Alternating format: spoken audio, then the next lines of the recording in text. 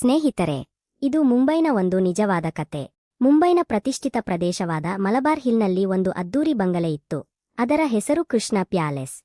ಅಮೃತಶಿಲೆಯ ಮೆಟ್ಟಿಲುಗಳು, ಗಾಜಿನ ಗೋಡೆಗಳು, ದುಬಾರಿ ಕಾರುಗಳು, ಎಲ್ಲೆಡೆ ವೈಭವ ಮತ್ತು ಹೊಳಪು. ಆದರೆ ಈ ಹೊಳಪಿನ ಮಧ್ಯೆ ವಾಸಿಸುತ್ತಿದ್ದ ಒಬ್ಬ ಹುಡುಗ ಮಾತ್ರ ಒಳಗಿನಿಂದ ಸಂಪೂರ್ಣ ಖಾಲಿಯಾಗಿದ್ದ. ಅವನ ಹೆಸರು ಆರ್ಯನ್. ಆರ್ಯನ್ ಕೋಟ್ಯಧಿಪತಿ ಉದ್ಯಮಿ ವಿಕ್ರಮ್ ಮೆಹ್ರಾ ಅವರ ಒಬ್ಬನೇ ಮಗ. ಅವನಿಗೆ ಜೀವನದಲ್ಲಿ ಎಂದಿಗೂ ಹಣದ ಕೊರತೆ ಕಾಣಿಸಿಕೊಂಡಿರಲಿಲ್ಲ. ಚಿಕ್ಕಂದಿನಿಂದಲೇ ಕೇಳುವ ಮೊದಲೇ ಎಲ್ಲವೂ ಅವನಿಗೆ ಸಿಗುತ್ತಿತ್ತು.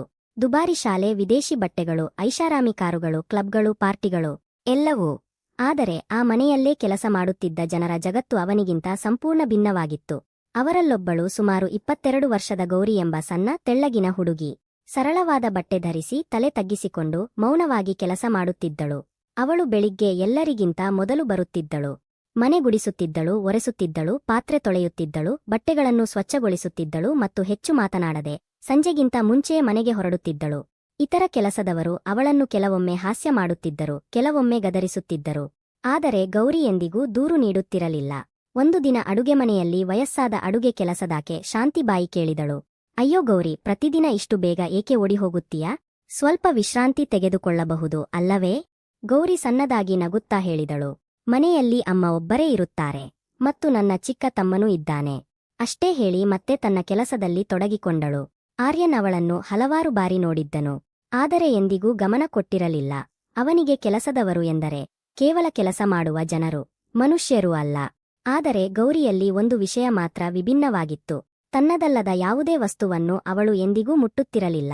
ಮುಂದೆ ಹಣ ಬಿದ್ದಿದ್ದರೂ, ದುಬಾರಿ ವಸ್ತು ಇಟ್ಟಿದ್ದರೂ ಅವಳ ಕಣ್ಣುಗಳು ಅದರ ಕಡೆ ಹೋಗುತ್ತಿರಲಿಲ್ಲ. ಒಮ್ಮೆ ಆರ್ಯನ್ನ ದುಬಾರಿ ಗಡಿಯಾರ ಸೋಫಾದ ಕೆಳಗೆ ಬಿದ್ದಿತ್ತು. ಹುಡುಕಿದರೂ ಸಿಗಲಿಲ್ಲ. ಯಾರೋ ಅದನ್ನು ಕದ್ದಿರಬೇಕು ಎಂದು ಅವನಿಗೆ ಅನಿಸಿತು.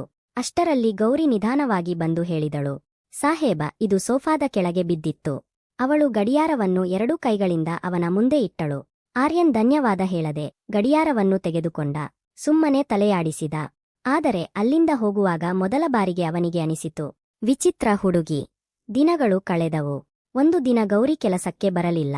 ಮೊದಲ ದಿನ ಯಾರೂ ಗಮನ ಕೊಡಲಿಲ್ಲ. 2ನೇ ದಿನವೂ ಅವಳು ಬರಲಿಲ್ಲ. ಆಗ ಮ್ಯಾನೇಜರ್ ರಮೇಶ್ ಹೇಳಿದ, "ಸಾಹೇಬ, ಇತ್ತೀಚಿನ ಜನರನ್ನು ನಂಬಲು ಆಗುವುದೇ ಇಲ್ಲ. ಹಣ ತೆಗೆದುಕೊಂಡು ಕೆಲಸವನ್ನೇ ಬಿಟ್ಟು ಹೋಗುತ್ತಾರೆ." 3ನೇ ದಿನವೂ ಅವಳು ಬರಲಿಲ್ಲ. ಮನೆಯಲ್ಲಿ ಆತಂಕ ಶುರುವಾಯಿತು. "ಸಾಹೇಬ, ಇಂತಹ ಹುಡುಗಿಯನ್ನು ಮತ್ತೆ ಕೆಲಸಕ್ಕೆ ಇಟ್ಟುಕೊಳ್ಳಬೇಡಿ. ಹೇಳದೆ ಎಲ್ಲಿಗೆ ಹೋಗಿದ್ದಾಳೋ ಗೊತ್ತಿಲ್ಲ." ಆರ್ಯನ್ ಮೊಬೈಲ್ ನೋಡುತ್ತಿದ್ದ. ಆದರೆ ಏನೋ ಕಾರಣಕ್ಕೆ ತಲೆಯೆತ್ತಿ ಕೇಳಿದ, "ಅವಳು ಎಲ್ಲಿರುತ್ತಾಳೆ?" ರಮೇಶ್ ಆಶ್ಚರ್ಯದಿಂದ ನೋಡಿದ. ಧಾರಾವಿಯ ಕಡೆ ಯಾವುದೋ ಸ್ಲಂನಲ್ಲಿ. ಸಂಪೂರ್ಣ ವಿಳಾಸ ನನಗೆ ಗೊತ್ತಿಲ್ಲ. ಗೌರಿ ಎಂದಿಗೂ ರಜೆ ತೆಗೆದುಕೊಳ್ಳುತ್ತಿರಲಿಲ್ಲ ಎಂಬುದು ಆರ್ಯನ್ಗೆ ನೆನಪಾಯಿತು. ಎಂದಿಗೂ ನೆಪ ಹೇಳುತ್ತಿರಲಿಲ್ಲ. ಹಾಗಾದರೆ ಏಕಾಏಕಿ ಅವಳು ಏಕೆ ಕಾಣೆಯಾಗಿದ್ದಾಳೆ? ಆ ರಾತ್ರಿ ಪಾರ್ಟಿಯಲ್ಲೂ ಅವನಿಗೆ ಮನಸ್ಸಿರಲಿಲ್ಲ. ಸ್ನೇಹಿತರ ಧ್ವನಿಗಳು, ಸಂಗೀತ, ಎಲ್ಲವೂ ಕೇವಲ ಗದ್ದಲದಂತೆ ಕೇಳಿಸುತ್ತಿತ್ತು. ಮನೆಗೆ ಹಿಂದಿರುಗಿ ಬಾಲ್ಕನಿಯಲ್ಲಿ ನಿಂತು ನಗರದ ಬೆಳಕುಗಳನ್ನು ನೋಡುತ್ತಿದ್ದಾಗ ಗೌರಿಯ ದಣಿದಿದ್ದರೂ ಶಾಂತವಾದ ಮುಖ ಅವನಿಗೆ ನೆನಪಾಯಿತು. ಮುಂದಿನ ಬೆಳಿಗ್ಗೆ ಅವನು ಹೇಳಿದ, "ನಾನು ಹೊರಗೆ ಹೋಗುತ್ತಿದ್ದೇನೆ." ಡ್ರೈವರ್ ಕೇಳಿದ, "ಎಲ್ಲಿಗೆ ಸಾಹೇಬ?" "ಧಾರಾವಿಗೆ."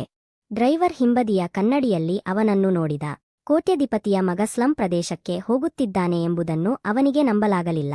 ಕಾರು ಮುಂದೆ ಸಾಗುತ್ತಿದ್ದಂತೆ ರಸ್ತೆಗಳು ಕಿರಿದಾದವು, ಬೆಳಕು ಕಡಿಮೆಯಾಯಿತು ಮತ್ತು ದುರ್ವಾಸನೆ ಹೆಚ್ಚಾಯಿತು. ಕಾರು ಒಳಗೆ ಹೋಗಲು ಸಾಧ್ಯವಾಗಲಿಲ್ಲ. ಆದ್ದರಿಂದ ಆರ್ಯನ್ ಕಾಲ್ನಡಿಗೆಯಲ್ಲಿ ಮುಂದೆ ಸಾಗಬೇಕಾಯಿತು. ಕಿರಿದಾದ ಗಲ್ಲಿಗಳು, ಕೊಳಕು ನೀರು, ಒಡೆದ ಮೇಲ್ಛಾವಣಿಗಳು, ಬರಿಗಾಲಿನ ಮಕ್ಕಳು. ಅವನಿಗೆ ಅದು ಸಂಪೂರ್ಣ ಹೊಸ ಜಗತ್ತಾಗಿತ್ತು. ಒಬ್ಬ ವೃದ್ಧೆ ಅವನನ್ನು ನೋಡಿ ಒಂದು ಹಳೆಯ ಗುಡಿಸಲಿನ ಕಡೆ ಕೈ ತೋರಿಸಿದಳು. ಅಲ್ಲಿಗೆ ಹತ್ತಿರವಾಗುತ್ತಿದ್ದಂತೆ ಆರ್ಯನ್ನ ಹೃದಯ ಜೋರಾಗಿ ಬಡಿತ ಹೊಡೆಯತೊಡಗಿತು. ಗುಡಿಸಲಿನ ಹೊರಗೆ ಮಣ್ಣಿನಲ್ಲಿ ಹಳೆಯ ಪಾತ್ರೆಯೊಂದು ಬಿದ್ದಿತ್ತು. ಒಳಗಿನಿಂದ ದುರ್ಬಲವಾದ ಕೆಮ್ಮಿನ ಶಬ್ದ ಕೇಳಿಸುತ್ತಿತ್ತು. ಅವನು ಕೆಲವು ಕ್ಷಣ ಬಾಗಿಲ ಬಳಿ ನಿಂತ. ಒಳಗೆ ಹೋಗಬೇಕೋ ಅಥವಾ ಹಿಂದಿರುಗಬೇಕೋ ಎಂದು ಯೋಚಿಸುತ್ತಿದ್ದ. ಅಷ್ಟರಲ್ಲಿ ಒಳಗಿನಿಂದ ನಿಧಾನವಾದ ಧ್ವನಿ ಕೇಳಿಸಿತು, "ನೀರು. ಯಾರಾದರೂ ನೀರು ಕೊಡಿ." ಆರ್ಯನ್ನ ಹೃದಯವೇ ಕುಗ್ಗಿದಂತಾಯಿತು. ಅವನು ನಡುಗುವ ಕೈಗಳಿಂದ ಬಟ್ಟೆಯ ಪರದೆಯನ್ನು ಸರಿಸಿ ಒಳಗೆ ಕಾಲಿಟ್ಟ. ಅಲ್ಲಿದ್ದ ದೃಶ್ಯವನ್ನು ನೋಡಿ ಅವನ ಕಾಲಿನ ಕೆಳಗಿನ ನೆಲವೇ ಜಾರಿದಂತಾಯಿತು. ಗುಡಿಸಲಿನೊಳಗೆ ಗಾಳವಾದ ಕತ್ತಲು. ಒಂದು ಮೂಲೆಯಲ್ಲಿ ಒಡೆದ ಕಿಟಕಿಯಿಂದ ಬರುತ್ತಿದ್ದ ಸ್ವಲ್ಪ ಬೆಳಕು ಮಾತ್ರ ಎಲ್ಲವನ್ನೂ ಕಾಣಲು ಸಾಕಾಗಿತ್ತು. ನೆಲದ ಮೇಲೆ ಹಳೆಯ ಹಾಸಿಗೆಯೊಂದು. ಅದರ ಮೇಲೆ ಒಬ್ಬ ವೃದ್ಧೆ ಎಲುಬಿನ ಹಂದರದಂತೆ ಕಾಣುತ್ತಾ ಕೆಮ್ಮಿನಿಂದ ನರಳುತ್ತಿದ್ದಳು. ಅವಳ ತುಟಿಗಳು ಒಣಗಿ ಬಿಳಿಯಾಗಿದ್ದವು. ಕಣ್ಣುಗಳು ಒಳಗೆ ಕುಸಿದಿದ್ದವು. ದೇಹದಲ್ಲಿ ಎಲುಬುಗಳ ಮೇಲೆ ಕೇವಲ ಚರ್ಮ ಉಳಿದಂತಿತ್ತು. ಪಕ್ಕದಲ್ಲೇ ಒಬ್ಬ ಚಿಕ್ಕ ಹುಡುಗ ಕುಳಿತಿದ್ದ. ಭಯ ಮತ್ತು ಹಸಿವಿನಿಂದ ಮೌನವಾಗಿ ತನ್ನ ತಾಯಿಯನ್ನು ನೋಡುತ್ತಿದ್ದ. ಅವನ ಮುಂದೆ ಖಾಲಿ ಲೋಟವಿತ್ತು. ಬಹುಶಃ ಅದರಿಂದಲೇ ಅವನು ತಾಯಿಗೆ ನೀರು ಕೊಡಲು ಪ್ರಯತ್ನಿಸಿದ್ದಿರಬಹುದು. ಆದರೆ ಲೋಟ ಸಂಪೂರ್ಣ ಒಣಗಿತ್ತು. ಗುಡಿಸಲಿನಲ್ಲಿ ಆಹಾರದ ಸುಳಿವೇ ಇರಲಿಲ್ಲ. ಒಲೆಯಲ್ಲೂ ಬೂದಿ ಇರಲಿಲ್ಲ. ಪಾತ್ರೆಯಲ್ಲಿ ಬೇಳೆ ಇರಲಿಲ್ಲ. ಎಲ್ಲಿಯೂ ಒಂದು ಕಾಳು ಧಾನ್ಯವೂ ಇರಲಿಲ್ಲ. ಆರ್ಯನ್ ಕೆಲವು ಕ್ಷಣ ಅಲ್ಲೇ ನಿಂತ. ಮೊದಲ ಬಾರಿಗೆ ಬಡತನ ಹೇಗಿರುತ್ತದೆ, ಹೇಗೆ ವಾಸನೆ ಬರುತ್ತದೆ ಮತ್ತು ಅದು ಮನುಷ್ಯನನ್ನು ಹೇಗೆ ಮೌನವಾಗಿ ಮುರಿದು ಹಾಕುತ್ತದೆ ಎಂಬುದನ್ನು ಅವನು ಅರಿತುಕೊಂಡ. ಅಷ್ಟರಲ್ಲಿ ವೃದ್ಧೆ ಮತ್ತೆ ನರಳಿದಳು. ನೀರು. ಅವಳ ಧ್ವನಿ ಎಷ್ಟು ದುರ್ಬಲವಾಗಿತ್ತೆಂದರೆ ಪ್ರತಿಯೊಂದು ಪದದ ಜೊತೆ ಅವಳ ಉಸಿರು ನಿಂತು ಹೋಗುವಂತಿತ್ತು. ಆರ್ಯನ್ ಸುತ್ತಲೂ ನೋಡಿದ. ಒಂದು ಮೂಲೆಯಲ್ಲಿ ಒಡೆದ ಬಕೆಟ್ನಲ್ಲಿ ಸ್ವಲ್ಪ ಕೊಳಕು ನೀರು ಇತ್ತು. ಯಾವುದನ್ನು ಯೋಚಿಸದೆ ಅದನ್ನು ಲೋಟದಲ್ಲಿ ತುಂಬಿ ನಿಧಾನವಾಗಿ ಅವಳ ತುಟಿಗಳ ಬಳಿ ತೆಗೆದುಕೊಂಡು ಹೋದ. ವೃದ್ಧೆ ನಡುಗುವ ಕೈಗಳಿಂದ ಲೋಟ ಹಿಡಿಯಲು ಪ್ರಯತ್ನಿಸಿದಳು. ಆದರೆ ಅವಳಲ್ಲಿ ಶಕ್ತಿಯೇ ಇರಲಿಲ್ಲ. ಆರ್ಯನ್ ಅವಳಿಗೆ ಆಸರೆಯಾಗಿ ನೀರು ಕುಡಿಸಿದ. 2 ಗುಟುಕು ನೀರು ಕುಡಿದ ತಕ್ಷಣ ಅವಳ ಕಣ್ಣುಗಳಿಂದ ಕಣ್ಣೀರು ಹರಿಯತೊಡಗಿತು. ಯಾರೋ ಅವಳಿಗೆ ಹೊಸ ಜೀವನವನ್ನೇ ಕೊಟ್ಟಂತಿತ್ತು. ಅಷ್ಟರಲ್ಲಿ ಬಾಗಿಲ ಬಳಿ ಹೆಜ್ಜೆಯ ಶಬ್ದ ಕೇಳಿಸಿತು. ಆರ್ಯನ್ ತಿರುಗಿ ನೋಡಿದ. ಬಾಗಿಲ ಬಳಿ ಗೌರಿ ನಿಂತಿದ್ದಳು. ಅವಳ ಕೈಯಲ್ಲಿ ಸಣ್ಣ ಔಷಧಿ ಪ್ಯಾಕೆಟ್ ಮತ್ತು ಅರ್ಧ ತುಂಬಿದ ನೀರಿನ ಬಾಟಲಿ ಇತ್ತು. ಮುಂದೆ ಆರ್ಯನ್ನನ್ನು ನೋಡಿ ಅವಳು ಬೆಚ್ಚಿಬಿದ್ದಳು. ಕೆಲವು ಕ್ಷಣ ಇಬ್ಬರು ಒಬ್ಬರನ್ನೊಬ್ಬರು ನೋಡುತ್ತಲೇ ನಿಂತರು. ಗೌರಿಯ ಕಣ್ಣುಗಳಲ್ಲಿ ಭಯ, ನಾಚಿಕೆ ಮತ್ತು ಗಾಬರಿ ಎಲ್ಲವೂ ಒಂದೇ ಸಮಯದಲ್ಲಿ ಕಾಣಿಸುತ್ತಿದ್ದವು. ಅವಳು ತಕ್ಷಣ ಒಳಗೆ ಬಂದು ಬಾಟಲಿಯನ್ನು ನೆಲದ ಮೇಲೆ ಇಟ್ಟು ತಾಯಿಯ ಪಕ್ಕದಲ್ಲಿ ಕುಳಿತಳು. ಅಮ್ಮ, ನೀರು ತಂದಿದ್ದೇನೆ. ಅವಳ ಧ್ವನಿ ನಡುಗುತ್ತಿತ್ತು. ತಾಯಿಯ ತಲೆಯನ್ನು ನಿಧಾನವಾಗಿ ತನ್ನ ಮಡಿಲಲ್ಲಿ ಇಟ್ಟು ಬಾಟಲಿಯಿಂದ ನೀರು ಕುಡಿಸಲು ಆರಂಭಿಸಿದಳು. ವೃದ್ಧೆ ಕಷ್ಟಪಟ್ಟು ಕಣ್ಣು ತೆರೆದು ಮಗಳನ್ನು ನೋಡಿದಳು. ಅವಳನ್ನು ಗುರುತಿಸಲು ಸಹ ಜೀವವೇ ಹೋಗುವಂತಿತ್ತು. ಆರ್ಯನ್ ಇನ್ನೂ ಆಶ್ಚರ್ಯದಲ್ಲಿ ನಿಂತಿದ್ದ. ಏನು ಹೇಳಬೇಕು, ಏನು ಕೇಳಬೇಕು ಎಂಬುದೇ ಅವನಿಗೆ ಅರ್ಥವಾಗುತ್ತಿರಲಿಲ್ಲ. ಇದು ಅವನ ಮನೆಯಲ್ಲಿ ಮೌನವಾಗಿ ಕೆಲಸ ಮಾಡುತ್ತಿದ್ದ ಅದೇ ಹುಡುಗಿ. ಆದರೆ ಇಲ್ಲಿ ಅವಳ ಜೀವನ ಇಷ್ಟು ಭಯಾನಕ ಸ್ಥಿತಿಯಲ್ಲಿತ್ತು. ಅವನು ನಿಧಾನವಾಗಿ ಕೇಳಿದ, ನೀನು ಕೆಲಸಕ್ಕೆ ಏಕೆ ಬರಲಿಲ್ಲ? ಗೌರಿ ತಲೆಯೆತ್ತದೆ ಉತ್ತರಿಸಿದಳು. ಅಮ್ಮ ಅನಾರೋಗ್ಯದಲ್ಲಿದ್ದಾರೆ. ಅಷ್ಟೇ. ಪದಗಳು ಕಡಿಮೆ. ಆದರೆ ಅದರಲ್ಲಿದ್ದ ನೋವು ಎಷ್ಟೋ ದೊಡ್ಡದಾಗಿತ್ತು. ಆರ್ಯನ್ಗೆ ಮತ್ತೇನನ್ನು ಕೇಳಲು ಸಾಧ್ಯವಾಗಲಿಲ್ಲ. ಅಷ್ಟರಲ್ಲಿ ಚಿಕ್ಕ ಹುಡುಗ ನಿಧಾನವಾಗಿ ಹೇಳಿದ, ಅಕ್ಕ, ನನಗೆ ಹಸಿವಾಗಿದೆ. ಅವನ ಧ್ವನಿ ಎಷ್ಟು ಮುಗ್ಧವಾಗಿತ್ತೆಂದರೆ ಆರ್ಯನ್ನ ಹೃದಯವೇ ಒಡೆದಂತಾಯಿತು. ಗೌರಿ ಅವನ ತಲೆಯನ್ನು ಸವರಿ ಹೇಳಿದಳು, ಎಲ್ಲವನ್ನೂ ತರುತ್ತೇನೆ. ಈಗಲೇ ಏನಾದರೂ ತರುತ್ತೇನೆ. ಆದರೆ ಗುಡಿಸಲಿನಲ್ಲಿ ಏನೂ ಇಲ್ಲ ಎಂಬುದು ಅವಳಿಗೂ ಗೊತ್ತಿತ್ತು. ಆರ್ಯನ್ ಮತ್ತೆ ಸುತ್ತಲೂ ನೋಡಿದ. ನಿಜವಾಗಿಯೂ ತಿನ್ನಲು ಏನೂ ಇರಲಿಲ್ಲ. ಅವನು ಮನೆಯಿಂದ ಕೇವಲ ಮೊಬೈಲ್ ಮತ್ತು ವಾಲೆಟ್ ತೆಗೆದುಕೊಂಡು ಬಂದಿದ್ದ. ಅವನು ಜೇಬಿನಿಂದ ಹಣ ತೆಗೆದು ಗೌರಿಯ ಕಡೆ ಚಾಚಿದ. ಇದನ್ನು ತೆಗೆದುಕೋ. ಏನಾದರೂ ತಿನ್ನಲು ತಂದುಕೋ. ಗೌರಿ ತಕ್ಷಣ ಹಿಂದೆ ಸರಿದಳು. ಹಣವನ್ನು ಮುಟ್ಟುವುದೇ ತಪ್ಪು ಎಂಬಂತೆ. ಬೇಡ ಸಾಹೇಬ್, ನಾನು ನೋಡಿಕೊಳ್ಳುತ್ತೇನೆ. ಅವಳ ಧ್ವನಿಯಲ್ಲಿ ವಿನಯವಿತ್ತು. ಆದರೆ ಆತ್ಮಗೌರವವು ಅಷ್ಟೇ ಬಲವಾಗಿತ್ತು. ಆರ್ಯನ್ ಸ್ವಲ್ಪ ಗಂಭೀರವಾಗಿ ಹೇಳಿದ, ಇದು ಸಹಾಯವಲ್ಲ, ಈಗಿನ ಅಗತ್ಯ. ಗೌರಿಯ ಕಣ್ಣುಗಳಲ್ಲಿ ಕಣ್ಣೀರು ತುಂಬಿತು. ಆದರೂ ಅವಳು ಹಣ ತೆಗೆದುಕೊಳ್ಳಲಿಲ್ಲ. ಆಗ ವೃದ್ಧೆ ದುರ್ಬಲ ಧ್ವನಿಯಲ್ಲಿ ಹೇಳಿದಳು, ತೆಗೆದುಕೋ ಮಗಳೇ, ಮಕ್ಕಳು ಹಸಿದಿದ್ದಾರೆ. ಇದನ್ನು ಕೇಳಿದ ತಕ್ಷಣ ಗೌರಿ ಕುಸಿದು ಬಿಟ್ಟಳು. ನಡುಗುವ ಕೈಗಳಿಂದ ಹಣ ತೆಗೆದುಕೊಂಡು ತಲೆ ತಗ್ಗಿಸಿದಳು. ಅವಳ ಕಣ್ಣೀರು ನೆಲದ ಮೇಲೆ ಬೀಳತೊಡಗಿದವು. ಆರ್ಯನ್ಗೆ ಆ ಕಣ್ಣೀರಿನ ಶಬ್ದವೇ ಗುಡಿಸಲಿನೊಳಗೆ ಪ್ರತಿಧ್ವನಿಸುತ್ತಿರುವಂತೆ ಅನಿಸಿತು. ಅವನು ತಕ್ಷಣ ಹೇಳಿದ, ನಾನು ಈಗಲೇ ಹೊರಗಿನಿಂದ ಊಟ ತರುತ್ತೇನೆ. ಉತ್ತರಕ್ಕಾಗಿ ಕಾಯದೆ ಹೊರಗೆ ಹೋದ. ಗಲ್ಲಿಗೆ ಬಂದ ತಕ್ಷಣ ಅವನಿಗೆ ಉಸಿರಾಡುವುದೇ ಕಷ್ಟವಾಯಿತು. ಕೆಲವೇ ಕ್ಷಣಗಳ ಹಿಂದೆ ಅವನು ಬಿಟ್ಟು ಬಂದ ಜಗತ್ತು ಈಗ ಅವನಿಗೆ ಬಹಳ ದೂರದಂತೆ ಕಾಣಿಸಿತು. ಹತ್ತಿರದ ಅಂಗಡಿಯಿಂದ ಸಿಗಬಹುದಾದಷ್ಟು ಸಾಮಾನುಗಳನ್ನು ಎಲ್ಲವನ್ನೂ ಖರೀದಿಸಿದ. ಅಕ್ಕಿ, ಬೇಳೆ, ಹಾಲು, ಬ್ರೆಡ್, ಬಿಸ್ಕತ್ತು, ಹಣ್ಣುಗಳು, ಔಷಧಿಗಳು. ಅಂಗಡಿಯವನಿಗೆ ಆಶ್ಚರ್ಯ. ಇಷ್ಟು ದುಬಾರಿ ಬಟ್ಟೆ ಧರಿಸಿದ ಹುಡುಗ ಸ್ಲಂಗಾಗಿ ಇಷ್ಟೊಂದು ಸಾಮಾನುಗಳನ್ನು ಏಕೆ ಖರೀದಿಸುತ್ತಿದ್ದಾನೆ? ಅವನು ಗುಡಿಸಲಿಗೆ ಹಿಂದಿರುಗಿದಾಗ ಚಿಕ್ಕ ಹುಡುಗ ಅವನನ್ನು ದೇವದೂತನೊಬ್ಬ ಎದುರಿಗೆ ಬಂದಂತೆ ನೋಡುತ್ತಿದ್ದ. ಗೌರಿ ಮೌನವಾಗಿ ಸಾಮಾನುಗಳನ್ನು ತೆಗೆದುಕೊಂಡು ತಕ್ಷಣ ಒಲೆ ಹಚ್ಚಲು ಶುರುಮಾಡಿದಳು. ಸ್ವಲ್ಪ ಹೊತ್ತಿನಲ್ಲೇ ಗುಡಿಸಲಿನೊಳಗೆ ಮೊದಲ ಬಾರಿಗೆ ಅಡುಗೆಯ ಸುವಾಸನೆ ಹರಡಿತು. ವೃದ್ಧ ತಾಯಿಯ ಕಣ್ಣುಗಳಲ್ಲೂ ಸ್ವಲ್ಪ ಹೊಳಪು ಮರಳಿತು. ಚಿಕ್ಕ ತಮ್ಮ ಮೌನವಾಗಿ ಕುಳಿತು ಕಾಯುತ್ತಿದ್ದ. ಆರ್ಯನ್ ಬಾಗಿಲ ಬಳಿ ನಿಂತು ಎಲ್ಲವನ್ನೂ ನೋಡುತ್ತಿದ್ದ. ಮೊದಲ ಬಾರಿಗೆ ಅವನ ಹೃದಯದಲ್ಲಿ ನಿಜವಾದ ಸಂತೋಷ ಎಂದರೇನು ಎಂಬ ಅರಿವು ಮೂಡಿತು. ಹಸಿದ ಹೊಟ್ಟೆ ತುಂಬಿದಾಗ ಸಿಗುವ ಸಂತೋಷ. ಊಟ ಸಿದ್ಧವಾದಾಗ ಗೌರಿ ಮೊದಲು ತನ್ನ ತಾಯಿಗೆ ಊಟ ತಿನ್ನಿಸಿದಳು. ನಂತರ ತಮ್ಮನಿಗೆ. ಕೊನೆಗೆ ತಾನೇ ಕುಳಿತಳು. ಆರ್ಯನ್ ಕೇಳಿದ, ನೀನು ಮೊದಲು ಏಕೆ ತಿನ್ನಲಿಲ್ಲ? ಗೌರಿ ನಿಧಾನವಾಗಿ ಹೇಳಿದಳು, ಅವರಿಬ್ಬರಿಲ್ಲದೆ ನನ್ನ ಹೊಟ್ಟೆ ಹೇಗೆ ತುಂಬುತ್ತದೆ? ಈ ಮಾತು ಕೇಳುತ್ತಿದ್ದಂತೆಯೇ ಆರ್ಯನ್ನೊಳಗೆ ಏನೋ ಆಳವಾಗಿ ಮುರಿದಂತಾಯಿತು. ಈ ಸಣ್ಣ ಗುಡಿಸಲಿನಲ್ಲಿ ವಾಸಿಸುವ ಜನರು ತನ್ನಿಗಿಂತ ಹೆಚ್ಚು ಶ್ರೀಮಂತರಾಗಿದ್ದಾರೆ ಎಂದು ಅವನಿಗೆ ಅನಿಸಿತು. ಏಕೆಂದರೆ ಅವರ ಬಳಿ ಒಬ್ಬರಿಗೊಬ್ಬರಿಗಾಗಿ ನಿಜವಾದ ಪ್ರೀತಿ ಇತ್ತು. ಅವನು ನಿಧಾನವಾಗಿ ಹೊರಗೆ ಹೋಗಲು ಆರಂಭಿಸಿದ. ಆದರೆ ಹಿಂದೆಂದಿನಿಂದ ಗೌರಿಯ ಧ್ವನಿ ಕೇಳಿಸಿತು. ಸಾಹೇಬ್, ಸ್ವಲ್ಪ ನಿಲ್ಲಿ. ಆರ್ಯನ್ ತಿರುಗಿದ. ಗೌರಿಯ ಕಣ್ಣುಗಳಲ್ಲಿ ಕೃತಜ್ಞತೆ ಮತ್ತು ಸಂಕೋಚ ಎರಡೂ ಇದ್ದವು. ಅವಳು ನಿಧಾನವಾಗಿ ಹೇಳಿದಳು, ಇಂದು ನೀವು ಬರದೇ ಇದ್ದಿದ್ದರೆ ಬಹುಶಃ. ಮುಂದೆ ಅವಳಿಂದ ಮಾತು ಬರಲಿಲ್ಲ. ಆದರೆ ಹೇಳಬೇಕಾದ ಮಾತು ಸಂಪೂರ್ಣವಾಗಿತ್ತು. ಆರ್ಯನ್ ಬಳಿ ಯಾವುದೇ ಪದಗಳಿರಲಿಲ್ಲ. ಅವನು ಮೌನವಾಗಿ ಹೊರಗೆ ಬಂದ. ಆದರೆ ಅಲ್ಲಿಂದ ಹೊರಡುವಾಗ ಅವನಿಗೆ ಒಂದು ವಿಷಯ ಸ್ಪಷ್ಟವಾಯಿತು. ಇಂದು ಅವನ ಜೀವನದ ದಿಕ್ಕೇ ಬದಲಾಗಿದೆ. ಏಕೆಂದರೆ ಮೊದಲ ಬಾರಿಗೆ ಅವನು ಹಣದಿಂದಲ್ಲ, ಮಾನವೀಯತೆಯಿಂದ ಯಾರನ್ನೋ ಉಳಿಸಿದ್ದ. ಗಲ್ಲಿಗೆ ಬಂದು ಅವನು ಕೆಲವು ಕ್ಷಣ ಅಲ್ಲೇ ನಿಂತ. ಅವನ ಕೈಗಳು ನಡುಗುತ್ತಿದ್ದವು. ಹೃದಯ ಜೋರಾಗಿ ಬಡಿತ ಹೊಡೆಯುತ್ತಿತ್ತು. ಸುತ್ತಲೂ ಅದೇ ಕೊಳಕು, ಅದೇ ದುರ್ವಾಸನೆ, ಅದೇ ಗದ್ದಲ. ಆದರೆ ಈಗ ಎಲ್ಲವೂ ವಿಭಿನ್ನವಾಗಿ ಕಾಣಿಸುತ್ತಿತ್ತು. ಪ್ರತಿಯೊಂದು ವಸ್ತುವಿನಲ್ಲೂ ಅವನಿಗೆ ನೋವು ಮತ್ತು ಅಸಹಾಯಕತೆ ಕಾಣಿಸುತ್ತಿತ್ತು. ಕಾರು ಬಳಿ ಬಂದು ಬಾಗಿಲು ತೆರೆದ. ಆದರೆ ಕುಳಿತುಕೊಳ್ಳುವ ಮೊದಲು ಕೊನೆಯ ಬಾರಿ ಆ ಕಿರಿದಾದ ಗಲ್ಲಿಯ ಕಡೆ ತಿರುಗಿ ನೋಡಿದ. ಅವನ ಒಂದು ಭಾಗ ಅಲ್ಲಿಯೇ ಉಳಿದು ಹೋದಂತೆ ಅನಿಸಿತು. ಮನೆಗೆ ಬಂದಾಗ ಕೆಲಸದವರು ಬಾಗಿಲು ತೆರೆದರು. ಎಸಿ ಕೊಠಡಿಯ ತಂಪಾದ ಗಾಳಿ ಮುಖಕ್ಕೆ ತಾಕಿತು. ಆದರೆ ಅವನಿಗೆ ಯಾವುದೇ ನೆಮ್ಮದಿ ಸಿಗಲಿಲ್ಲ.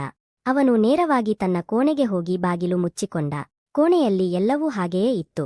ದುಬಾರಿ ಪೀತೋಪಕರಣಗಳು, ದೊಡ್ಡ ಪರದೆ, ಮೃದುವಾದ ಹಾಸಿಗೆ. ಆದರೆ ಇಂದು ಅವನಿಗೆ ಅವೆಲ್ಲವೂ ಭಾರವಾಗಿ ಅನಿಸಿತು. ಅವನು ಮತ್ತೆ ಮತ್ತೆ ಅದೇ ದೃಶ್ಯವನ್ನು ನೆನಪಿಸಿಕೊಳ್ಳತೊಡಗಿದ.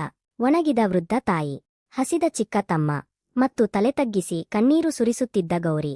ಮೊದಲ ಬಾರಿಗೆ ತನ್ನ ಹಣವೇ ವ್ಯರ್ಥ ಎಂದು ಅವನಿಗೆ ಅನಿಸಿತು. ಅವನು ಸಂಜೆವರೆಗೂ ಕೋಣೆಯಿಂದ ಹೊರಬರಲಿಲ್ಲ.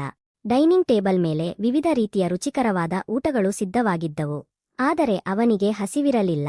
ಅವನು ಕೇವಲ ನೀರು ಕುಡಿದು ಬಾಲ್ಕನಿಗೆ ಹೋಗಿ ನಿಂತ. ನಗರದ ಬೆಳಕುಗಳು ಮಿನುಗುತ್ತಿದ್ದವು. ಆದರೆ ಆ ಬೆಳಕಿನ ಹಿಂದೆ ಅವನಿಗೆ ಆಳವಾದ ಕತ್ತಲೆ ಕಾಣಿಸುತ್ತಿತ್ತು. ಅಕಸ್ಮಾತ್ ಅವನಿಗೆ ಗೌರಿಯ ತಾಯಿಯ ಸ್ಥಿತಿ ತುಂಬಾ ಗಂಭೀರವಾಗಿತ್ತು ಎಂಬುದು ನೆನಪಾಯಿತು. ಚಿಕಿತ್ಸೆ ಸಿಗದಿದ್ದರೆ? ಈ ಆಲೋಚನೆಯಲ್ಲೇ ಅವನ ಹೃದಯ ಜೋರಾಗಿ ಬಡಿತ ಹೊಡೆಯಿತು. ಅವನು ತಕ್ಷಣ ಫೋನ್ ತೆಗೆದುಕೊಂಡು ಕುಟುಂಬದ ವೈದ್ಯರಿಗೆ ಕರೆ ಮಾಡಿದ. ಡಾಕ್ಟರ್, ನೀವು ಈಗಲೇ ನನ್ನ ಜೊತೆ ಬರಬೇಕು. ಯಾರದ್ದೋ ಜೀವ ಉಳಿಸಬೇಕು. ವೈದ್ಯರಿಗೆ ಆಶ್ಚರ್ಯವಾಯಿತು. ಆದರೂ ಅವರು ಸಿದ್ಧರಾದರು. ಸ್ವಲ್ಪ ಹೊತ್ತಿನಲ್ಲೇ ಕಾರು ಮತ್ತೆ ಅದೇ ದಿಕ್ಕಿನಲ್ಲಿ ಚಲಿಸತೊಡಗಿತು. ಸ್ಲಂ ಹತ್ತಿರ ಕಾರು ನಿಂತಾಗ ವೈದ್ಯರು ಆಶ್ಚರ್ಯದಿಂದ ನೋಡಿದರು. ಇಲ್ಲಿ. ಆರ್ಯನ್ ತಲೆಯಾಡಿಸಿ ಬೇಗನೆ ಕಾರಿನಿಂದ ಇಳಿದು ಮುಂದೆ ನಡೆದ. ಈ ಬಾರಿ ಅವನ ಹೆಜ್ಜೆಗಳು ಇನ್ನಷ್ಟು ವೇಗವಾಗಿದ್ದವು. ಎಲ್ಲಾದರೂ ತಡವಾಗಿ ಬಿಡಬಹುದೆಂಬ ಭಯ ಅವನಲ್ಲಿತ್ತು. ಗುಡಿಸಲಿನ ಬಳಿ ತಲುಪಿದಾಗ ಒಳಗಿನಿಂದ ಸಣ್ಣ ಸಣ್ಣ ಅಳುವಿನ ಶಬ್ದ ಕೇಳಿಸಿತು. ಅವನ ಹೃದಯ ಜೋರಾಗಿ ಬಡಿತ ಹೊಡೆಯಿತು. ಅವನು ತಕ್ಷಣ ಪರದೆ ಸರಿಸಿ ಒಳಗೆ ಹೋದ. ಅದೇ ದೃಶ್ಯ. ಆದರೆ ಮೊದಲಿಗಿಂತ ಹೆಚ್ಚು ಭಾರವಾದ ವಾತಾವರಣ. ಗೌರಿ ತಾಯಿಯ ಪಕ್ಕದಲ್ಲಿ ಕುಳಿತು ಅಳುತ್ತಿದ್ದಳು. ಚಿಕ್ಕ ತಮ್ಮ ಒಂದು ಮೂಲೆಯಲ್ಲಿ ಭಯದಿಂದ ಕುಳಿತಿದ್ದ. ವೃದ್ಧ ತಾಯಿಯ ಉಸಿರಾಟ ವೇಗವಾಗಿತ್ತು. ಪ್ರತಿಯೊಂದು ಉಸಿರು ಕೊನೆಯದಾಗಿರಬಹುದೆಂಬಂತೆ. ಆರ್ಯನ್ ತಕ್ಷಣ ವೈದ್ಯರನ್ನು ಕರೆದ. ವೈದ್ಯರು ನಾಡಿ ಪರೀಕ್ಷಿಸಿದರು. ಕಣ್ಣುಗಳನ್ನು ನೋಡಿದರು. ಬ್ಯಾಗಿನಿಂದ ಇಂಜೆಕ್ಷನ್ ತೆಗೆದುಕೊಂಡರು. ಕೆಲವೇ ನಿಮಿಷಗಳಲ್ಲಿ ಗುಡಿಸಲಿನೊಳಗೆ ಚಟುವಟಿಕೆ ಹೆಚ್ಚಾಯಿತು. ಗೌರಿ ಭಯ ಮತ್ತು ನಿರೀಕ್ಷೆಯ ನಡುವೆ ಎಲ್ಲವನ್ನೂ ನೋಡುತ್ತಿದ್ದಳು. ಇಂಜೆಕ್ಷನ್ ನೀಡಿದ ನಂತರ ವೈದ್ಯರು ನಿಧಾನವಾಗಿ ಹೇಳಿದರು, ಸ್ಥಿತಿ ತುಂಬಾ ದುರ್ಬಲವಾಗಿದೆ. ಆದರೆ ಚೇತರಿಸಿಕೊಳ್ಳುವ ಸಾಧ್ಯತೆಯಿದೆ. ಇದನ್ನು ಕೇಳಿದ ತಕ್ಷಣ ಗೌರಿ ಜೋರಾಗಿ ಅಳತೊಡಗಿದಳು. ತಾಯಿಯ ಕೈ ಹಿಡಿದು ಮತ್ತೆ ಮತ್ತೆ ದೇವರನ್ನು ಪ್ರಾರ್ಥಿಸಲು ಶುರುಮಾಡಿದಳು. ಚಿಕ್ಕ ತಮ್ಮ ಕೂಡ ಅವಳನ್ನು ಅಪ್ಪಿಕೊಂಡ. ಆರ್ಯನ್ ಒಂದು ಮೂಲೆಯಲ್ಲಿ ನಿಂತು ಎಲ್ಲವನ್ನೂ ನೋಡುತ್ತಿದ್ದ. ತನ್ನದೇ ಕುಟುಂಬಕ್ಕಾಗಿ ನಡೆಯುತ್ತಿರುವಂತೆ ಅವನಿಗೆ ಅನಿಸಿತು. ವೈದ್ಯರು ಹೇಳಿದರು, ಔಷಧಿ ಮತ್ತು ಊಟ ಸಮಯಕ್ಕೆ ಸಿಗುತ್ತಿದ್ದರೆ ನಿಮ್ಮ ತಾಯಿ ಚೇತರಿಸಿಕೊಳ್ಳಬಹುದು. ಇಲ್ಲದಿದ್ದರೆ ಕಷ್ಟವಾಗುತ್ತದೆ. ಆರ್ಯನ್ ಎಲ್ಲವನ್ನೂ ಅರ್ಥ ಮಾಡಿಕೊಂಡ. ಅವನು ತಕ್ಷಣ ಹೇಳಿದ, ಏನೇ ಬೇಕಾದರೂ ನಾನು ಮಾಡುತ್ತೇನೆ. ವೈದ್ಯರು ಅವನನ್ನು ಮೊದಲ ಬಾರಿಗೆ ನಿಜವಾಗಿ ಅರ್ಥ ಮಾಡಿಕೊಂಡಂತೆ ನೋಡಿದರು. ವೈದ್ಯರು ಹೋದ ನಂತರ ಗುಡಿಸಲಿನಲ್ಲಿ ಕೆಲಕಾಲ ಮೌನ ಆವರಿಸಿತು. ಗೌರಿ ಕಣ್ಣೀರು ಒರೆಸಿ ನಿಧಾನವಾಗಿ ಕೇಳಿದಳು, ಸಾಹೇಬ್, ನೀವು ಇಷ್ಟೆಲ್ಲ ಏಕೆ ಮಾಡುತ್ತಿದ್ದೀರಿ? ಅವಳ ಧ್ವನಿಯಲ್ಲಿ ಆಶ್ಚರ್ಯವೂ ಇತ್ತು, ಸ್ವಲ್ಪ ಭಯವೂ ಇತ್ತು. ಯಾವುದಾದರೂ ಪ್ರತಿಫಲ ಅಥವಾ ಉಪಕಾರದ ಭಾರ ಬರುತ್ತದೆಯೋ ಎಂಬ ಭಯ. ಆರ್ಯನ್ ಕೆಲವು ಕ್ಷಣ ಮೌನವಾಗಿದ್ದ. ನಂತರ ಹೇಳಿದ, ಯಾರಾದರೂ ಸಹಾಯ ಮಾಡುವವರಿರಬೇಕು ಅಲ್ಲವೇ? ಅವನ ಮಾತುಗಳು ಸರಳವಾಗಿದ್ದವು. ಆದರೆ ನಿಜವಾದ ಭಾವನೆಯಿಂದ ತುಂಬಿದ್ದವು. ಗೌರಿ ಮೊದಲ ಬಾರಿಗೆ ಅವನ ಕಣ್ಣುಗಳನ್ನು ನೇರವಾಗಿ ನೋಡಿದಳು. ಬಹುಶಃ ಮೊದಲ ಬಾರಿಗೆ ಅವಳಿಗೆ ಅವನು ಕೇವಲ ಮಾಲೀಕನಾಗಿ ಕಾಣಿಸಲಿಲ್ಲ, ಒಬ್ಬ ಮನುಷ್ಯನಾಗಿ ಕಾಣಿಸಿದ. ರಾತ್ರಿ ಆಗುತ್ತಿತ್ತು. ಹೊರಗೆ ಕತ್ತಲೆ ಹರಡುತ್ತಿತ್ತು. ಆದರೆ ಆ ಸಣ್ಣ ಗುಡಿಸಲಿನೊಳಗೆ ಒಂದು ಚಿಕ್ಕ ಆಶಾಕಿರಣ ಬೆಳಗಿತ್ತು. ಆರ್ಯನ್ ಹೊರಡಲು ಸಿದ್ಧವಾದಾಗ ಚಿಕ್ಕ ಹುಡುಗ ಅವನ ಬಳಿಗೆ ಬಂದು ಅವನ ಕೈ ಹಿಡಿದ. ಅವನ ಕಣ್ಣುಗಳಲ್ಲಿ ಮುಗ್ಧತೆ. ಅವನು ನಿಧಾನವಾಗಿ ಕೇಳಿದ, ಅಣ್ಣ, ನಾಳೆಯೂ ಬರುತ್ತೀಯಾ? ಈ ಮಾತು ಕೇಳಿದಾಗ ಆರ್ಯನ್ನ ಗಂಟಲು ಬಿಗಿಯಾಯಿತು. ಯಾರೋ ತನ್ನನ್ನು ತಮ್ಮವನನ್ನಾಗಿ ಮಾಡಿಕೊಂಡಂತೆ ಅನಿಸಿತು. ಅವನು ಸಣ್ಣ ನಗುವಿನೊಂದಿಗೆ ಹೇಳಿದ, ಹೌದು, ಬರುತ್ತೇನೆ. ಮಗುವಿನ ಮುಖದಲ್ಲಿ ಮೊದಲ ಬಾರಿಗೆ ನಿಜವಾದ ಸಂತೋಷ ಮೂಡಿತು. ಆರ್ಯನ್ ಹೊರಗೆ ಬಂದ. ಆದರೆ ಈ ಬಾರಿ ಅವನ ಹೆಜ್ಜೆಗಳು ಹಗುರವಾಗಿದ್ದವು. ಅವನು ಖಾಲಿ ಕೈಯಲ್ಲಿ ಹೋಗುತ್ತಿಲ್ಲ. ತನ್ನ ಹೃದಯದಲ್ಲಿ ಯಾವುದೋ ಅಮೂಲ್ಯವಾದುದನ್ನು ತೆಗೆದುಕೊಂಡು ಹೋಗುತ್ತಿದ್ದಾನೆ ಎಂಬ ಭಾವನೆ. ಕಾರು ಹತ್ತಿದ ತಕ್ಷಣ ಕಣ್ಣು ಮುಚ್ಚಿದ. ಇಂದು ಅವನಿಗೆ ಮೊದಲ ಬಾರಿಗೆ ಅರ್ಥವಾಯಿತು. ಜೀವನವೆಂದರೆ ಕೇವಲ ತನ್ನಿಗಾಗಿ ಬದುಕುವುದಲ್ಲ. ಕೆಲವೊಮ್ಮೆ ಒಬ್ಬ ಅಪರಿಚಿತನಿಗಾಗಿ ನಿಂತುಕೊಳ್ಳುವುದೇ ನಿಜವಾದ ಮನುಷ್ಯತ್ವ. ಈ ನಿರ್ಧಾರ ಮುಂದಿನ ದಿನಗಳಲ್ಲಿ ತನ್ನ ಸಂಪೂರ್ಣ ಜಗತ್ತನ್ನೇ ಬದಲಾಯಿಸಲಿದೆ ಎಂಬುದು ಅವನಿಗೆ ಆಗ ತಿಳಿದಿರಲಿಲ್ಲ. ಮುಂದಿನ ಬೆಳಿಗ್ಗೆ ಅವನು ತುಂಬಾ ಬೇಗ ಎದ್ದ. ರಾತ್ರಿಯಿಡೀ ಅವನಿಗೆ ನಿದ್ದೆ ಬಂದಿರಲಿಲ್ಲ. ಅದೇ ಗುಡಿಸಲು, ಅದೇ ಅನಾರೋಗ್ಯದ ತಾಯಿ, ಮತ್ತು ಅದೇ ಧ್ವನಿ ಅವನ ಕಿವಿಯಲ್ಲಿ ಪ್ರತಿಧ್ವನಿಸುತ್ತಿತ್ತು. ಅಣ್ಣ, ನಾಳೆಯೂ ಬರುತ್ತೀಯಾ? ಅವನು ಏನನ್ನೂ ತಿನ್ನದೆ ಸಿದ್ಧನಾದ. ಡ್ರೈವರ್ಗೆ ಹೇಳಿದ, ಮಾರುಕಟ್ಟೆಗೆ ಹೋಗೋಣ. ನೇರವಾಗಿ ಮಾರುಕಟ್ಟೆಗೆ ಹೋಗು. ದಾರಿಯಿಡೀ ಅವನು ಮೌನವಾಗಿದ್ದ. ಅವನ ಮನಸ್ಸಿನಲ್ಲಿ ಒಂದೇ ಆಲೋಚನೆ, ಇಂದು ಅವರು ಹಸಿದಿರಬಾರದು. ಮಾರುಕಟ್ಟೆಯಿಂದ ಅವನು ಸಾಕಷ್ಟು ಸಾಮಾನುಗಳನ್ನು ಖರೀದಿಸಿದ. ಅಕ್ಕಿ, ಧಾನ್ಯ, ಹಾಲು, ಹಣ್ಣುಗಳು, ಔಷಧಿಗಳು, ಕಂಬಳಿಗಳು, ಕೊನೆಗೆ ಒಂದು ಸಣ್ಣ ಸ್ಟವ್ ಕೂಡ. ಅಂಗಡಿಯವನಿಗೆ ಮತ್ತೆ ಆಶ್ಚರ್ಯ. ಇಷ್ಟು ದುಬಾರಿ ಬಟ್ಟೆ ಧರಿಸಿದ ಹುಡುಗ ಸ್ಲಂಗಾಗಿ ಇಷ್ಟೊಂದು ಸಾಮಾನುಗಳನ್ನು ಏಕೆ ಖರೀದಿಸುತ್ತಿದ್ದಾನೆ? ಆರ್ಯನ್ ಎಲ್ಲ ಸಾಮಾನುಗಳನ್ನು ಕಾರಿನಲ್ಲಿ ಹಾಕಿಸಿ ನೇರವಾಗಿ ಸ್ಲಂಗೆ ಹೋದ. ಈಗ ಅವನ ಹೆಜ್ಜೆಗಳಲ್ಲಿ ಯಾವುದೇ ಸಂಕೋಚ ಇರಲಿಲ್ಲ. ಗಲ್ಲಿಯ ಜನರು ಅವನನ್ನು ಗುರುತಿಸಲು ಆರಂಭಿಸಿದ್ದರು. ಕೆಲವು ಮಕ್ಕಳು ಅವನ ಹಿಂದೆ ನಡೆದುಕೊಂಡು ಬಂದರು. ಅವನು ಗುಡಿಸಲಿನ ಮುಂದೆ ನಿಂತು ಕರೆ ಮಾಡಿದ, ಗೌರಿ. ಒಳಗಿನಿಂದ ಕೆಮ್ಮಿನ ಶಬ್ದ ಕೇಳಿಸಿತು. ಸ್ವಲ್ಪ ಹೊತ್ತಿನ ನಂತರ ಗೌರಿ ಹೊರಬಂದಳು. ಅವನನ್ನು ನೋಡಿ ಅವಳು ಆಶ್ಚರ್ಯಪಟ್ಟಳು. ಮುಖದಲ್ಲಿ ದಣಿವು ಇತ್ತು, ಆದರೆ ಹಿಂದಿನಷ್ಟು ಭಯ ಇರಲಿಲ್ಲ. ಆರ್ಯನ್ ಮೌನವಾಗಿ ಎಲ್ಲಾ ಸಾಮಾನುಗಳನ್ನು ಒಳಗೆ ಇಡಿಸಲು ಆರಂಭಿಸಿದ. ಅಕ್ಕಿ, ಹಾಲು, ಹಣ್ಣುಗಳು, ಔಷಧಿಗಳು. ಸಣ್ಣ ಗುಡಿಸಲು ತುಂಬಿಹೋಯಿತು. ಗೌರಿ ಆಶ್ಚರ್ಯದಿಂದ ಎಲ್ಲವನ್ನೂ ನೋಡುತ್ತಿದ್ದಳು. ನಂಬಲು ಆಗುತ್ತಿರಲಿಲ್ಲ. ಒಳಗಿನಿಂದ ತಾಯಿ ಕೇಳಿದಳು, ಯಾರು ಬಂದಿದ್ದಾರೆ ಮಗಳೇ? ಗೌರಿ ಉತ್ತರಿಸಿದಳು, ಅದೇ ಸಾಹೇಬ ಅಮ್ಮ. ತಾಯಿಯ ಕಣ್ಣುಗಳಲ್ಲಿ ಕಣ್ಣೀರು ತುಂಬಿತು. ಚಿಕ್ಕ ತಮ್ಮ ಸಂತೋಷದಿಂದ ಸಾಮಾನುಗಳನ್ನು ಮುಟ್ಟತೊಡಗಿದ. ಆರ್ಯನ್ ಅವನ ತಲೆಯ ಮೇಲೆ ಕೈಯಿಟ್ಟ. ಅವನು ನಗಿದ. ಆ ನಗು ಆರ್ಯನ್ನ ಹೃದಯಕ್ಕೆ ನೇರವಾಗಿ ಇಳಿಯಿತು. ಸ್ವಲ್ಪ ಹೊತ್ತಿನ ನಂತರ ಗೌರಿ ನಿಧಾನವಾಗಿ ಹೇಳಿದಳು, ಸಾಹೇಬ, ಇಷ್ಟೆಲ್ಲ ಮಾಡಬೇಡಿ. ನಮಗೆ ಇಂತಹ ಸಹಾಯದ ಅಭ್ಯಾಸ ಇಲ್ಲ. ಆರ್ಯನ್ ಹೇಳಿದ, ಇದು ದಾನವಲ್ಲ, ಅಗತ್ಯ. ಅಷ್ಟರಲ್ಲಿ ಅವನ ಕಣ್ಣು ಗೋಡೆಯ ಮೇಲಿದ್ದ ಹಳೆಯ ಫೋಟೋವೊಂದರ ಮೇಲೆ ಬಿತ್ತು. ಅವನು ಕೇಳಿದ, ಇವರು ಯಾರು? ಗೌರಿ ಹೇಳಿದಳು, ಅಪ್ಪ. 2 ವರ್ಷಗಳ ಹಿಂದೆ ನಮ್ಮನ್ನು ಬಿಟ್ಟು ಹೋದರು. ಆರ್ಯನ್ ಎಲ್ಲವನ್ನೂ ಅರ್ಥಮಾಡಿಕೊಂಡ. ಅವರ ತಂದೆ ಸತ್ತ ನಂತರವೇ ಈ ಮನೆ ಹೀಗೆ ಕುಸಿದಿತ್ತು. ಅಷ್ಟರಲ್ಲಿ ಹೊರಗಿನಿಂದ ಜನರ ಗುಸುಗುಸು ಕೇಳಿಸತೊಡಗಿತು. ಯಾರೋ ಹೇಳುತ್ತಿದ್ದರು, ಆ ಹುಡುಗಿ ದೊಡ್ಡ ಮನುಷ್ಯನನ್ನು ಬಲೆಗೆ ಬೀಳಿಸಿದ್ದಾಳೆ. ಇನ್ನೊಬ್ಬರು ನಗುತ್ತಾ ಮತ್ತೇನೋ ಹೇಳಿದರು. ಆ ಮಾತುಗಳು ಗುಡಿಸಲಿನೊಳಗೂ ಸ್ಪಷ್ಟವಾಗಿ ಕೇಳಿಸುತ್ತಿದ್ದವು. ಗೌರಿಯ ಮುಖ ತಗ್ಗಿತು. ಅವಳು ನಿಧಾನವಾಗಿ ಹೇಳಿದಳು, ನೀವು ಇನ್ನು ಮುಂದೆ ಬರಬೇಡಿ. ಜನರು ತಪ್ಪಾಗಿ ಮಾತನಾಡುತ್ತಿದ್ದಾರೆ. ಅವಳ ಮಾತುಗಳಲ್ಲಿ ನೋವು ತುಂಬಿತ್ತು. ಆರ್ಯನ್ ಮೊದಲ ಬಾರಿಗೆ ಅರಿತುಕೊಂಡ, ಕೆಲವೊಮ್ಮೆ ಸಮಾಜದ ದೃಷ್ಟಿ ಸಹಾಯಕ್ಕಿಂತಲೂ ಭಾರವಾಗಿರುತ್ತದೆ. ಅವನು ಹೇಳಿದ, ನಾನು ಬರದಿದ್ದರೆ ಚಿಕಿತ್ಸೆ ಹೇಗೆ ನಡೆಯುತ್ತದೆ? ಆಗ ಒಳಗಿನಿಂದ ತಾಯಿ ಹೇಳಿದರು, ಮಗನೇ, ಜನರು ಏನು ಬೇಕಾದರೂ ಹೇಳುತ್ತಾರೆ. ಹಸಿದವನಿಗೆ ಊಟ ಕೊಡುವವನು ದೇವರಂತ. ಇದನ್ನು ಕೇಳಿದ ತಕ್ಷಣ ಗೌರಿ ಅಳತೊಡಗಿದಳು. ಚಿಕ್ಕ ತಮ್ಮ ಆರ್ಯನ್ನ ಕೈ ಹಿಡಿದು ಹೇಳಿದ, ಅಣ್ಣಾ, ನೀವು ಬನ್ನಿ. ನಮಗೆ ನೀವು ಬಂದರೆ ತುಂಬಾ ಸಂತೋಷ. ಆ ಮುಗ್ಧ ಧ್ವನಿಯ ಮುಂದೆ ಉಳಿದ ಎಲ್ಲವೂ ಸಣ್ಣದಾಗಿ ಕಾಣಿಸಿತು. ಆರ್ಯನ್ ಆಳವಾಗಿ ಉಸಿರೆಳೆದು ಹೇಳಿದ, ನಾನು ಬರುತ್ತಲೇ ಇರುತ್ತೇನೆ. ಏಕೆಂದರೆ ನನ್ನನ್ನೇ ನಾನು ತಡೆಯಲು ಸಾಧ್ಯವಾಗುತ್ತಿಲ್ಲ.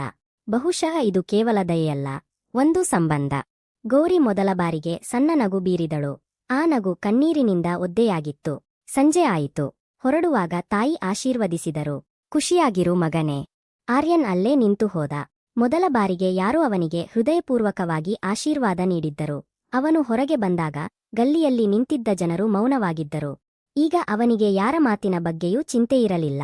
ಕಾರು ಹತ್ತಿದಾಗಲೇ ಅವನಿಗೆ ತಿಳಿಯಿತು, ಅವನು ಬದಲಾಗಿದ್ದ. ಅವನು ಇನ್ನು ಹಿಂದಿನ ನಿರ್ಲಕ್ಷ್ಯಭರಿತ ಶ್ರೀಮಂತ ಹುಡುಗನಾಗಿರಲಿಲ್ಲ. ಮುಂದೆ ಏನಾಗುತ್ತದೆ ಎಂಬುದು ಅವನಿಗೆ ಗೊತ್ತಿರಲಿಲ್ಲ. ಆದರೆ ಒಂದು ವಿಷಯ ಮಾತ್ರ ಖಚಿತವಾಗಿತ್ತು, ಈ ಕುಟುಂಬದಿಂದ ಈಗ ಅವನು ತನ್ನನ್ನು ಬೇರ್ಪಡಿಸಿಕೊಳ್ಳಲು ಸಾಧ್ಯವಿಲ್ಲ. ದಿನಗಳು ಕಳೆದವು. ಆರ್ಯನ್ ಅಲ್ಲಿಗೆ ಬರುವುದು ಆ ಗುಡಿಸಲಿನ ಜೀವನದ ಒಂದು ಭಾಗವಾಯಿತು. ಈಗ ಅವನು ಕೇವಲ ಸಾಮಾನುಗಳನ್ನು ತರುತ್ತಿರಲಿಲ್ಲ, ತನ್ನ ಸಮಯವನ್ನೂ ತರುತ್ತಿದ್ದ. ಕೆಲವೊಮ್ಮೆ ಔಷಧಿ ಕೊಡುತ್ತಿದ್ದ, ಕೆಲವೊಮ್ಮೆ ಊಟ ಮಾಡಿಸುತ್ತಿದ್ದ, ಕೆಲವೊಮ್ಮೆ ಚಿಕ್ಕ ತಮ್ಮನಿಗೆ ಓದಿಸುತ್ತಿದ್ದ, ಕೆಲವೊಮ್ಮೆ ತಾಯಿಯ ಪಕ್ಕದಲ್ಲಿ ಕುಳಿತು ಮಾತನಾಡುತ್ತಿದ್ದ. ನಿಧಾನವಾಗಿ ತಾಯಿಯ ಆರೋಗ್ಯ ಸುಧಾರಿಸತೊಡಗಿತು. ಆ ಸಣ್ಣ ಗುಡಿಸಲಿನಲ್ಲಿ ಮೊದಲ ಬಾರಿಗೆ ಭರವಸೆ ಕಾಣಿಸಿತು. ಆದರೆ ಆರ್ಯನ್ನ ಮನೆಯಲ್ಲಿ ಬದಲಾವಣೆ ಆರಂಭವಾಯಿತು. ಒಂದು ದಿನ ಅವನ ತಂದೆ ಕೇಳಿದರು, ಪ್ರತಿದಿನ ಎಲ್ಲಿಗೆ ಹೋಗುತ್ತೀಯಾ? ಆರ್ಯನ್ ಶಾಂತವಾಗಿ ಹೇಳಿದ, ಒಂದು ಕುಟುಂಬಕ್ಕೆ ಸಹಾಯ ಮಾಡಲು ಹೋಗುತ್ತೇನೆ. ತಂದೆ ನಕ್ಕರು. ಪ್ರಪಂಚದ ಎಲ್ಲಾ ಬಡವರ ಜವಾಬ್ದಾರಿ ತೆಗೆದುಕೊಂಡೆಯಾ? ಈ ಮಾತು ಕೇಳಿ ಆರ್ಯನ್ ಮೌನವಾಗಿದ್ದ. ಆದರೆ ಅವನೊಳಗೆ ಏನೋ ಮುರಿಯಿತು. ಒಂದು ಸಂಜೆ ಅವನು ಗುಡಿಸಲಿಗೆ ಬಂದಾಗ ವಾತಾವರಣ ತುಂಬಾ ಭಾರವಾಗಿತ್ತು. ಗೌರಿ ಮೌನವಾಗಿದ್ದಳು. ತಮ್ಮ ಮೌನವಾಗಿದ್ದ ತಾಯಿಯ ಕಣ್ಣುಗಳಲ್ಲಿ ಕಣ್ಣೀರು. ಏನಾಯಿತು? ಗೌರಿ ನಿಧಾನವಾಗಿ ಹೇಳಿದಳು, ಮನೆ ಮಾಲೀಕ ಗುಡಿಸಲು ಖಾಲಿ ಮಾಡುವಂತೆ ಹೇಳಿದ್ದಾನೆ. ಹಣ ಕೊಡದಿದ್ದರೆ ನಮ್ಮನ್ನು ಹೊರಗೆ ಹಾಕುತ್ತಾನೆ. ಮರುದಿನವೇ ಆರ್ಯನ್ ಹಣ ನೀಡಿ ಅಗತ್ಯ ದಾಖಲೆಗಳನ್ನು ಮಾಡಿಸಿದ. ಇನ್ನು ಯಾರೂ ಅವರನ್ನು ಗುಡಿಸಲಿನಿಂದ ಹೊರಹಾಕಲು ಸಾಧ್ಯವಾಗದಂತೆ ವ್ಯವಸ್ಥೆ ಮಾಡಿದ. ಈ ಸುದ್ದಿಯನ್ನು ಅವನು ತಂದು ಹೇಳಿದಾಗ ಚಿಕ್ಕ ತಮ್ಮ ಸಂತೋಷದಿಂದ ಹಾರಾಡಿದ. ತಾಯಿಯ ಕಣ್ಣುಗಳಿಂದ ಕಣ್ಣೀರು ಹರಿಯಿತು. ಗೌರಿ ಮಾತ್ರ ಮೌನವಾಗಿ ಅವನನ್ನು ನೋಡುತ್ತಾ ನಿಂತಳು. ಆದರೆ ಅದೇ ರಾತ್ರಿ ಆಸ್ಪತ್ರೆಗೆಂದ ಫೋನ್ ಬಂತು. ರೋಗಿಯ ಸ್ಥಿತಿ ಹದಗೆಟ್ಟಿದೆ. ತಕ್ಷಣ ಬನ್ನಿ. ಆರ್ಯನ್ ಓಡುತ್ತಾ ಆಸ್ಪತ್ರೆಗೆ ತಲುಪಿದ. ಗೌರಿ ನೆಲದ ಮೇಲೆ ಕುಳಿತು ಅಳುತ್ತಿದ್ದಳು. ತಮ್ಮ ಅವಳನ್ನು ಅಪ್ಪಿಕೊಂಡಿದ್ದ. ತಾಯಿ ಐಸಿಯುನಲ್ಲಿದ್ದರು. ವೈದ್ಯರು ಹೇಳಿದರು, ದೇಹ ತುಂಬಾ ದುರ್ಬಲವಾಗಿದೆ. ಸ್ವಲ್ಪ ಸಮಯದ ನಂತರ ಎಲ್ಲವೂ ಮುಗಿದು ಹೋಯಿತು. ತಾಯಿಯನ್ನು ಕಳೆದುಕೊಂಡ ಗೌರಿಯ ಹೃದಯ ವಿದ್ರಾವಕ ಕಿರುಚಾಟದಿಂದ ಇಡೀ ಆಸ್ಪತ್ರೆಯೇ ಪ್ರತಿಧ್ವನಿಸಿತು. ತಮ್ಮ ಭಯದಿಂದ ಅಳತೊಡಗಿದ. ಆರ್ಯನ್ ಮೊದಲ ಬಾರಿಗೆ ಒಬ್ಬ ಮನುಷ್ಯ ಹೀಗೆ ಸಂಪೂರ್ಣವಾಗಿ ಕುಸಿದು ಹೋಗುವುದನ್ನು ನೋಡಿದ. ಗೌರಿ ಅವನನ್ನು ಅಪ್ಪಿಕೊಂಡು ಅಳುತ್ತಾ ಹೇಳಿದಳು, ಈಗ ನಮಗೆ ಯಾರೂ ಉಳಿದಿಲ್ಲ. ಅಂತ್ಯಕ್ರಿಯೆಯ ನಂತರ ಆ ಗುಡಿಸಲು ಇನ್ನಷ್ಟು ಖಾಲಿಯಾಗಿ ಕಾಣಿಸಿತು. ತಮ್ಮ ಮೌನವಾಗಿ ಬಿಟ್ಟ. ಗೌರಿಯ ಕಣ್ಣೀರು ಒಣಗಿಬಿಟ್ಟಿತ್ತು. ಒಂದು ದಿನ ತಮ್ಮ ನಿಧಾನವಾಗಿ ಕೇಳಿದ, ಅಣ್ಣ, ನೀವು ನಮ್ಮನ್ನು ಬಿಟ್ಟು ಹೋಗುವುದಿಲ್ಲ ಅಲ್ಲವೇ? ಆರ್ಯನ್ ಅವನನ್ನು ಬಿಗಿಯಾಗಿ ಅಪ್ಪಿಕೊಂಡ. ಎಂದಿಗೂ ಇಲ್ಲ. ಆ ಕ್ಷಣ ಅವನಿಗೆ ಅರಿವಾಯಿತು, ಇದು ಇನ್ನೂ ಕೇವಲ ಸಹಾಯವಾಗಿರಲಿಲ್ಲ, ಇದು ಒಂದು ಸಂಬಂಧವಾಗಿತ್ತು. ಅವನು ಗೌರಿಗೆ ಹೇಳಿದ, ನಿಮಗೆ ಇಷ್ಟವಿದ್ದರೆ ನೀವಿಬ್ಬರೂ ನನ್ನ ಮನೆಗೆ ಬರಬಹುದು. ಅಲ್ಲಿ ಓದಬಹುದು. ಯಾರೂ ನಿಮ್ಮನ್ನು ತೊಂದರೆಪಡಿಸುವುದಿಲ್ಲ. ಗೌರಿ ತಮ್ಮನ ನಿರೀಕ್ಷೆಯಿಂದ ತುಂಬಿದ ಕಣ್ಣುಗಳನ್ನು ನೋಡಿದಳು. ನಿಧಾನವಾಗಿ ತಲೆಯಾಡಿಸಿದಳು. ಕೆಲವು ತಿಂಗಳುಗಳ ನಂತರ ಕೃಷ್ಣ ಪ್ಯಾಲೇಸ್ ಬದಲಾಗಿತ್ತು. ಚಿಕ್ಕ ತಮ್ಮ ಶಾಲೆಗೆ ಹೋಗಲು ಆರಂಭಿಸಿದ. ಗೌರಿ ಮನೆ ನೋಡಿಕೊಳ್ಳತೊಡಗಿದಳು. ಮತ್ತು ಆರ್ಯನ್ ನಿಜವಾಗಿಯೂ ಸಂತೋಷವಾಗಿರಲು ಆರಂಭಿಸಿದ. ಒಂದು ದಿನ ಅವನು ಬಾಲ್ಕನಿಯಲ್ಲಿ ನಿಂತು ಮಕ್ಕಳು ಆಟವಾಡುವುದನ್ನು ನೋಡುತ್ತಾ ನಗುತ್ತಿದ್ದ. ಅವನಿಗೆ ಈಗ ಅರ್ಥವಾಗಿತ್ತು, ನಿಜವಾದ ಶ್ರೀಮಂತಿಕೆ ಹಣದಲ್ಲಿಲ್ಲ, ನಮ್ಮವರಲ್ಲಿದೆ. ಹಿಂದಿನಿಂದ ಗೌರಿ ಚಹಾ ತೆಗೆದುಕೊಂಡು ಬಂದಳು. ಇಬ್ಬರ ಕಣ್ಣುಗಳು ಭೇಟಿಯಾದವು. ಯಾವ ಸಂಕೋಚವೂ ಇಲ್ಲ, ಯಾವ ದೂರವೂ ಇಲ್ಲ, ಕೇವಲ ಆತ್ಮೀಯತೆ. ಮುಂಬೈನ ಅದೇ ಹೊಳೆಯುವ ರಾತ್ರಿ, ಅದೇ ಎತ್ತರದ ಕಟ್ಟಡಗಳು. ಆದರೆ ಆರ್ಯನ್ನ ಹೃದಯದಲ್ಲಿ ಈಗ ಯಾವುದೇ ಕತ್ತಲೆ ಇರಲಿಲ್ಲ. ಏಕೆಂದರೆ ಒಬ್ಬ ಬಡ ಕೆಲಸದ ಹುಡುಗಿಯ ಸಣ್ಣ ಗುಡಿಸಲು ಅವನಿಗೆ ಕೋಟ್ಯಂತರ ರೂಪಾಯಿಗಳು ಕಲಿಸಲಾಗದ ಪಾಠವನ್ನು ಕಲಿಸಿತ್ತು. ಮಾನವೀಯತೆಯೇ ಅತಿ ದೊಡ್ಡ ಸಂಪತ್ತು. ಈ ಕಥೆಯಿಂದ ನಮಗೆ ಸಿಗುವ ಪಾಠವೇನೆಂದರೆ, ಮನುಷ್ಯನ ಗುರುತು ಅವನ ಹಣ ಅಥವಾ ಸ್ಥಾನಮಾನದಿಂದ ಆಗುವುದಿಲ್ಲ, ಅವನ ಹೃದಯದಿಂದ ಆಗುತ್ತದೆ. ಶ್ರೀಮಂತಿಕೆ ಬಡತನಕ್ಕಿಂತ ಭಿನ್ನವಾಗಿರುವುದರಿಂದ ಮನುಷ್ಯ ದೊಡ್ಡವನಾಗುವುದಿಲ್ಲ. ಇತರರ ನೋವನ್ನು ಅರ್ಥಮಾಡಿಕೊಳ್ಳುವ ಸಾಮರ್ಥ್ಯದಿಂದ ಮನುಷ್ಯ ದೊಡ್ಡವನಾಗುತ್ತಾನೆ. ನಿಜವಾದ ಸಹಾಯ ಎಂದರೆ ಕೇವಲ ಹಣ ಕೊಡುವುದಲ್ಲ, ಕಷ್ಟದ ಸಮಯದಲ್ಲಿ ಯಾರೊಂದಿಗಾದರೂ ನಿಂತುಕೊಳ್ಳುವುದು. ನಾವು ಯಾರೊಬ್ಬರ ಜೀವನವನ್ನು ಸುಂದರಗೊಳಿಸಿದಾಗ ನಮ್ಮ ಸ್ವಂತ ಜೀವನವೂ ಬದಲಾಗುತ್ತದೆ. ಈಗ ನೀವು ಹೇಳಿ, ನೀವು ಆರ್ಯನ್ನ ಸ್ಥಾನದಲ್ಲಿದ್ದರೆ ಆ ಗುಡಿಸಲಿನವರೆಗೆ ಹೋಗುತ್ತಿದ್ದೀರಾ? ಒಬ್ಬ ಅಪರಿಚಿತ ಬಡ ಕುಟುಂಬದ ಜವಾಬ್ದಾರಿಯನ್ನು ತೆಗೆದುಕೊಳ್ಳುವ ಧೈರ್ಯ ನಿಮ್ಮಲ್ಲಿರುತ್ತಿತ್ತೇ? ಸಮಾಜ ನಿಮ್ಮ ಬಗ್ಗೆ ತಪ್ಪು ಮಾತುಗಳನ್ನು ಆಡುತ್ತಿದ್ದರು? ಮತ್ತು ನಿಮ್ಮ ಪ್ರಕಾರ ಈ ಕಥೆಯಲ್ಲಿ ಅತಿ ದೊಡ್ಡ ತ್ಯಾಗ ಯಾರದ್ದು? ಆರ್ಯನ್ನದಾ ಅಥವಾ ಗೌರಿಯದಾ? ಈ ಕತೆ ನಿಮ್ಮ ಹೃದಯವನ್ನು ಮುಟ್ಟಿದ್ದರೆ ಖಂಡಿತವಾಗಿ ಲೈಕ್ ಮಾಡಿ. ನಿಮ್ಮ ಸ್ನೇಹಿತರು ಮತ್ತು ಕುಟುಂಬದವರೊಂದಿಗೆ ಶೇರ್ ಮಾಡಿ. ಮಾನವೀಯತೆಯ ಈ ಬೆಳಕು ಇನ್ನಷ್ಟು ಜನರನ್ನು ತಲುಪಲಿ. ಇಂತಹ ಹೃದಯಸ್ಪರ್ಶಿ ಕಥೆಗಳನ್ನು ಕೇಳಲು ನಮ್ಮ ಚಾನೆಲ್ ಅನ್ನು ಸಬ್ಸ್ಕ್ರೈಬ್ ಮಾಡಲು ಮರೆಯಬೇಡಿ. ಮತ್ತೊಂದು ಕಥೆಯಲ್ಲಿ ಭೇಟಿಯಾಗೋಣ. ಅವರೆಗೂ ನಿಮ್ಮನ್ನು ನೀವು ಕಾಳಜಿ ವಹಿಸಿ. ಜೈ ಹಿಂದ್.